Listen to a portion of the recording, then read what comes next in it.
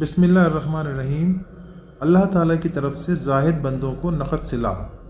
حضرت ابو ذر غفاری رضی اللہ عنہ سے روایت ہے کہ رسول اللہ صلی اللہ علیہ وسلم نے فرمایا، جو بندہ بھی زہد اختیار کرے، یعنی دنیا کی رغبت و چاہت اپنے دل سے نکال دے اور اس کی خوش عیشی اور خوش باشی کی طرف سے بے رغبتی اور بے رخی اختیار کرے، تو اللہ تعالیٰ ضرور اس کے دل میں حکمت کو اگائے گا اور اس کی زبان پر بھی حکمت کو جاری کرے گا، اور دنیا کے عیوب اور اس کی بیماریاں اور پھر اس کا علاج معالجہ بھی اس کو آنکھوں سے دکھا دے گا، اور دنیا سے اس کو سلامتی کے ساتھ نکال کر جنت میں پہنچا دے گا۔